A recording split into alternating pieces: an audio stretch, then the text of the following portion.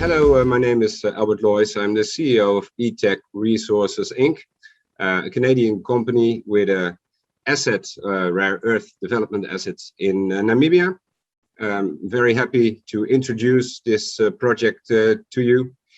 ETech Inc. was listed on the 21st of October, and since that time we are developing our resource exploration on the ground in Namibia. In this listing, we have managed to list 5 million, and this is where we continue to develop the maiden resource, which was already available before the listing, further into a sizable resource. So that's our main target. Well, who am I? I'm a mining engineer by background. I have worked in the value chains of minerals, of metals, and I have developed through the value chains up to the back end of critical raw materials. My background is that I have been a CEO of mining companies, of international mining consulting companies before. International mining consulting company called DMT in Germany, which is the biggest mining consulting company in Germany. I have been the head of business development of the Resource Alliance, which was a group of mid and downstream players from big German corporate businesses that have a big demand for such critical raw materials for their future and high-tech products.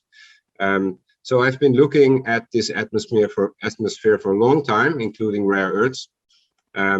My presence in rare earths is probably about 10 years. I have done a lot of internationally benchmarking with our downstream customers of the big automobile companies, of the big tech companies such as BMW, Volkswagen, and Mercedes, Siemens, Bosch, ThyssenKrupp, and various others. And that's where a lot of my experience from the mid and downstream market comes from. I know what the market needs in terms of technical specs, but also in terms of strategy and future market approaches.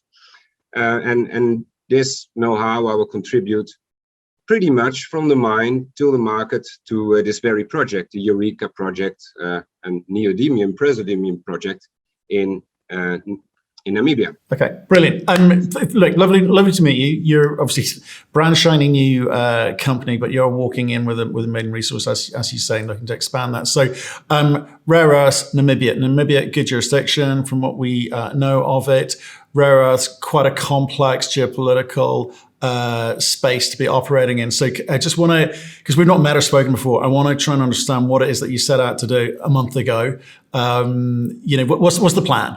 What are you trying to do? Yeah, so what we are starting with is an asset on the ground that has been geologically explored on the outcrop, but also up to a depth of about 150 meters now, with a trenching campaign, RC campaign, and a diamond drilling campaign.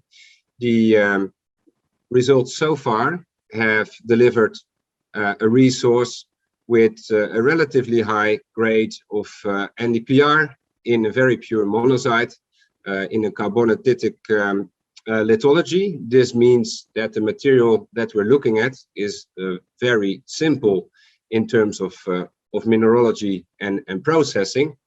It is very the monazite is very pure, and with simply gravitational and magnetic separation means in the first run beneficiation pass, we can already reach a recovery of more than 65% and a concentrated product of more than 60%. Well, this is of course not representative. These are the first runs that we have done with some bulk material, but it is very promising for the development of the further resource. And I think that's where we're starting with, and we're very enthusiastic about the potential.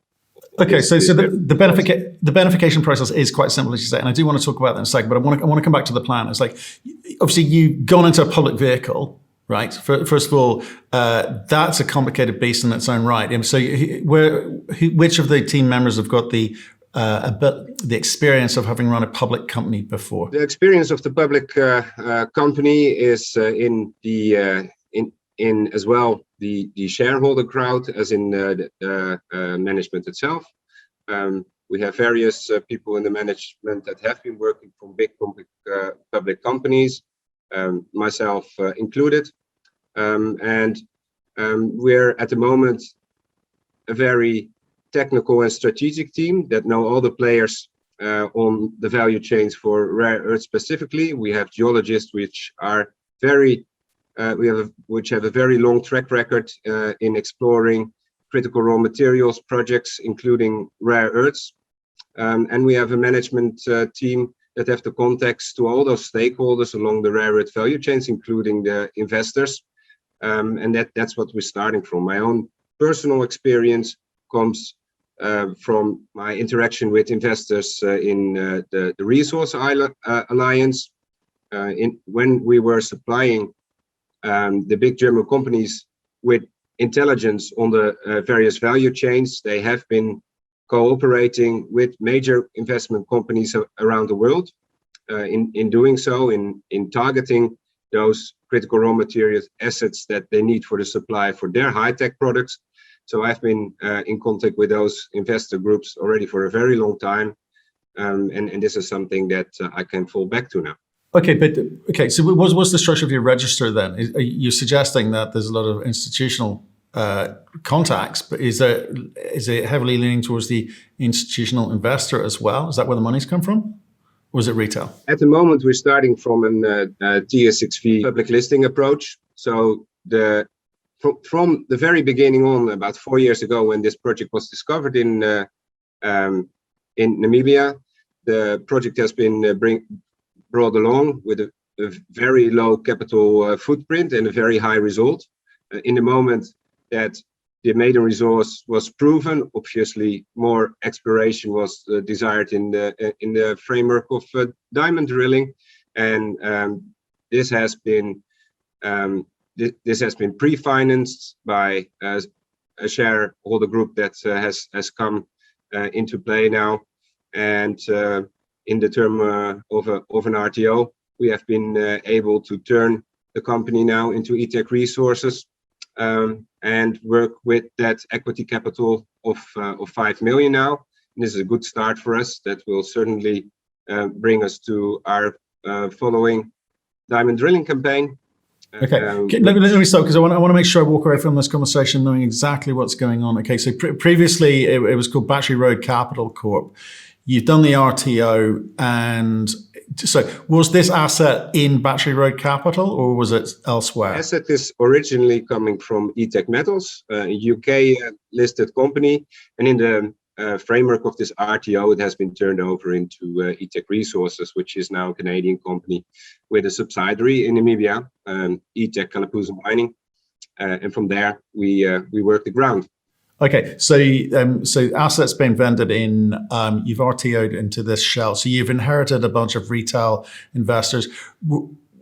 Where were the new investors from? Were they your own contacts, or did whoever raised the 5 million just put in their clients? Those are primary investors. They are not my personal contacts. It has been a group of investors that have been helping the original project owners to turn their money situation around, and without actually stopping the exploration up to, of course, the moment of the preparation of the listing, to be able to find that 5 million on the TSX-V. Okay, understood. Okay, let's move away from the kind of the share register component here. So again, back to the business plan. So you say you've vended an asset in, you've got a very technical team around you. You're not even a month old.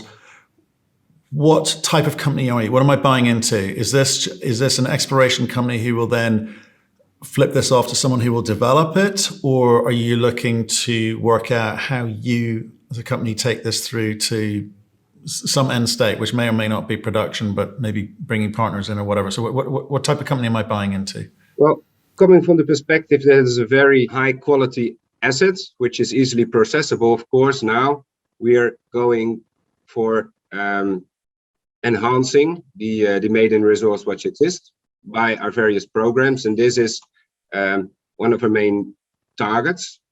The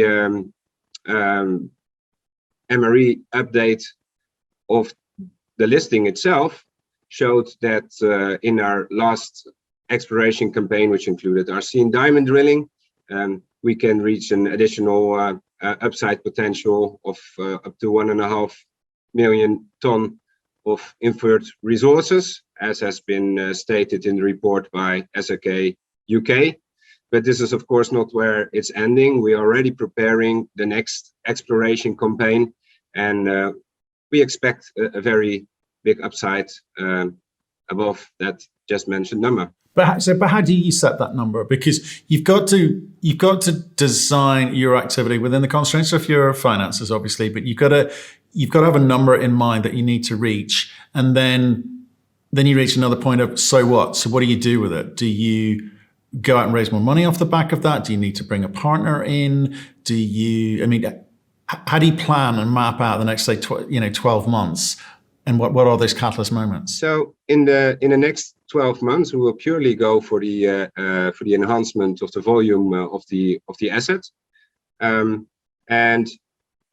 this is primarily done by the 5 million which is available from the listing.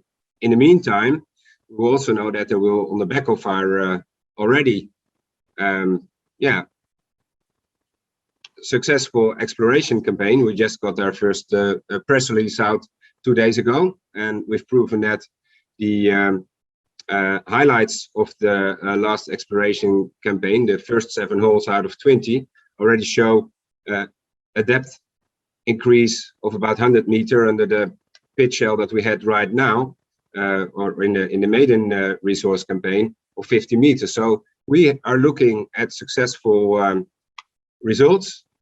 On the back of that, we will contact the market, as well private as institutional players, partly out of known interest groups from my side and from the shareholder side, but partly also reaching out to bigger institutional groups to raise fresh capital after the results of the second big campaign in 2021, start 2022 will have arrived. So at the moment, we are still getting in results of our first bigger diamond drilling campaign of about 5,500 meters of core. We will bring out regular updates to the market in terms of press releases, which I'm very excited about, up to the start of 2022, and then we'll consecutively plan a new financing route somewhere in 2022 to be able to not move the speed and to move forward to a larger resource that then can deliver a representative view on the deposit that we have in the ground, and look forward to how we can beneficiate this material in a cost efficient and in also a very recovery and great efficient way. Okay, so we'll come to the beneficiation components. Just a couple of things there. You talk about intercepts 100, up to 100 meters below the current resource, which is good, and some quite high grades along the way as well. But how do you interpret that? How are we meant to interpret that as investors? What does that mean? Does that mean that the resource potentially could double in size, or it's because it's much higher that you're going to be much more efficient? I'm not sure how to read the press release. Yeah, well, I think knowing that this is not a representative statement, what we have proven with this, that the carbonatic dikes that carry the rare earth rich monazite are actually extending from the bottom, where they're sprouting from the magmatic origin, so to say, that they reach out all the way to the outcrop, which is very favorable, of course. This is at least the theorem that we're following now. We know that we have several of those flat-bedded inclined dikes lined up in a sort of a swarm next to each other.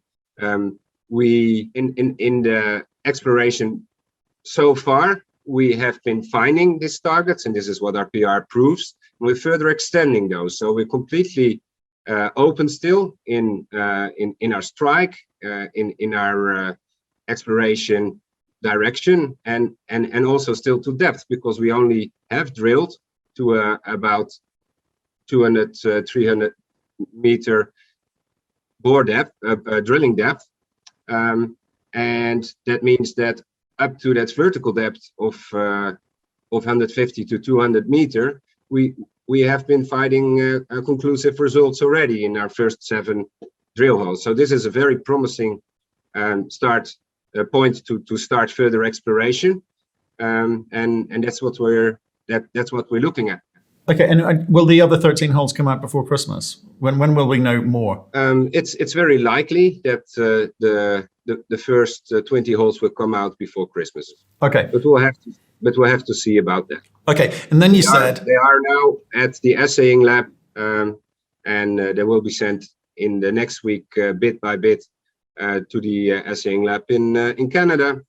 We reckon with a turnaround time of in between 3 weeks and 2 months, depending on the capacity situations of our provider. Understood. We're hearing backlogs in Canada all across the board, but let's say, okay, so they're on their way.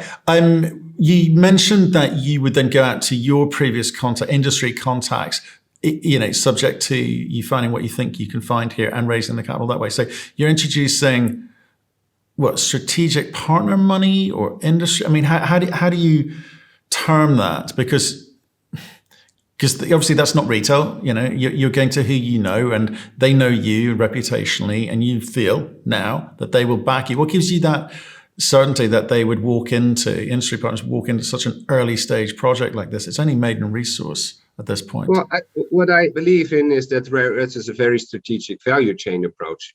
So we will not jump immediately into the downside of the value chains.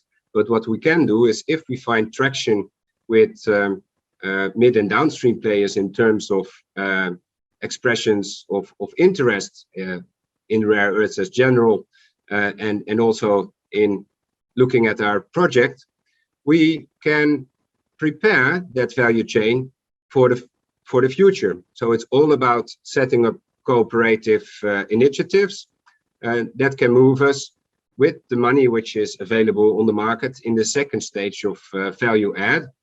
What for rare earth is, first of all, after mining it, the beneficiation that we just talked about. After that, the separation of impurities. And after that, the separation of the single rare earth elements into groups which have an attractive and a valuable profile for being used in high-tech materials. And of course, power magnets, NDPR, neodymium, praseodymium-based magnets is one very big part of that.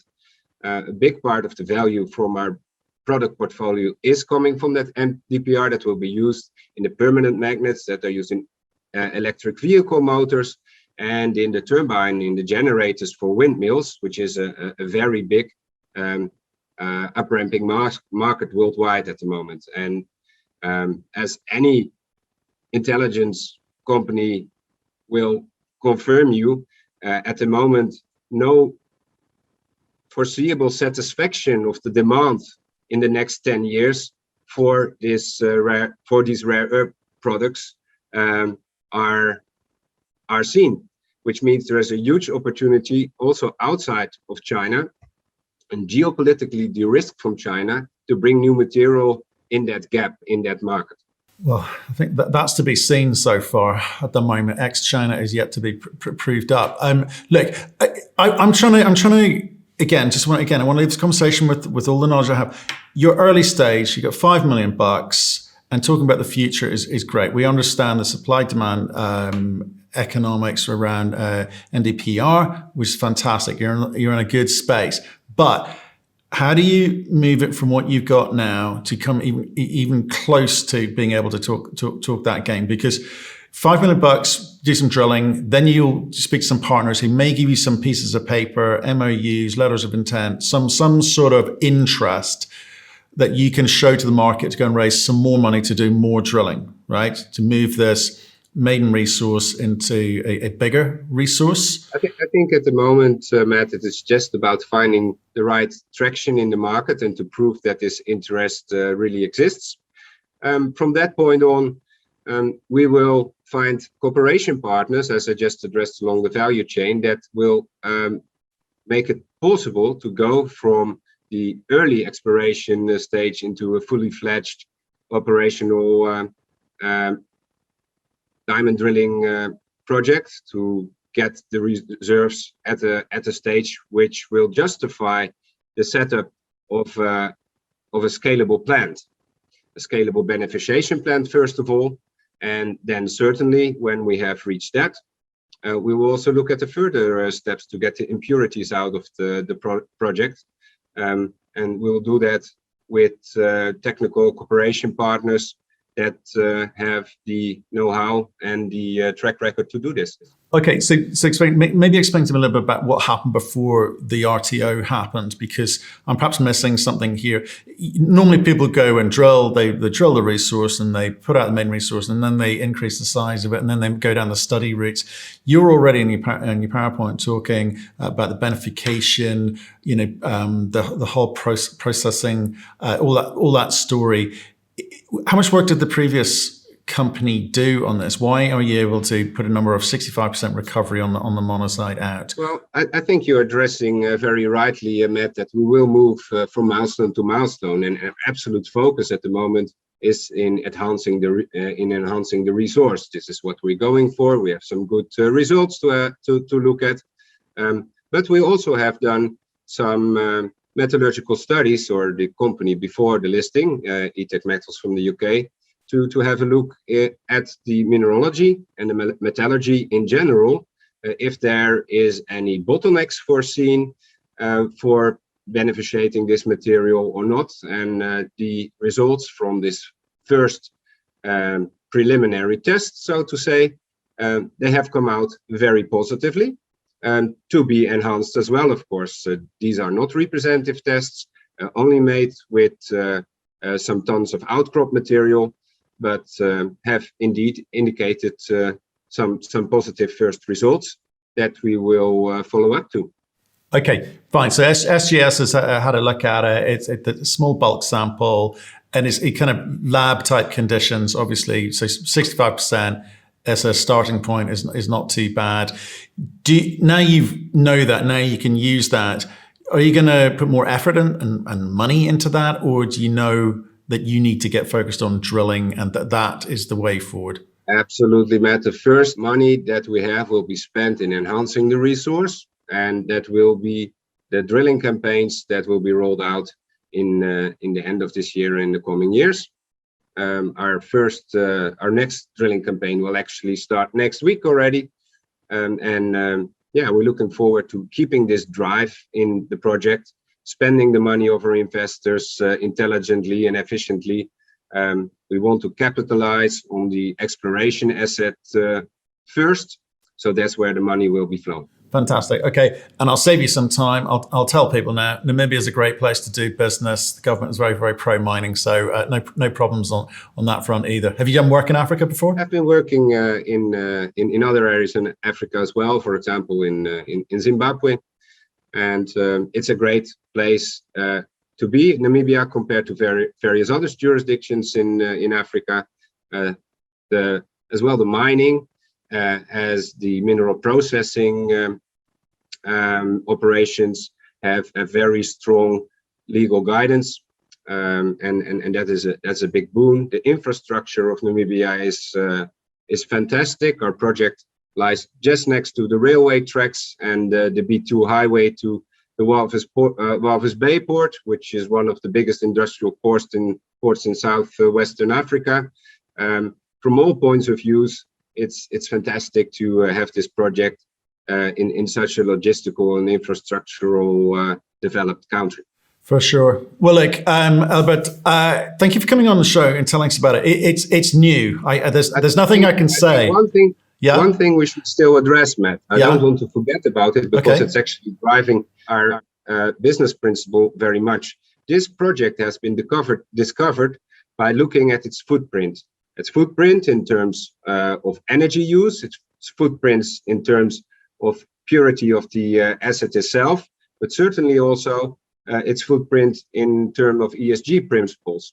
And we're following this very strongly. We follow the standards that are available on this, but also we develop these standards already now with our partners. For example, with the Global Rare Earth Industry Association, that is developing a clean sourcing principle and certificate, and we're working strongly with them. We also want to add value to the local community. We are hiring local employees from the local tribes and also from other groups of the population. We have a balanced out concept and a fully integrated and also de-risked one in that sense. We want to be, in principle, a top-notch benchmark project for ESG related mining project development. That's what we want, and that's what we stand for. Fantastic. You should speak to Bannerman Energy just down the road from you, who have the same principles. So look, I appreciate your time, Elbert. Like I say, come back on and let us know how you got on certainly with the remaining drill holes and obviously the rest of the program. Rare earths is hot at the moment. Need all the rare earths we can get. So appreciate your time today. Thank you. Thank you very much, Matt. Looking forward to the interest that we will raise.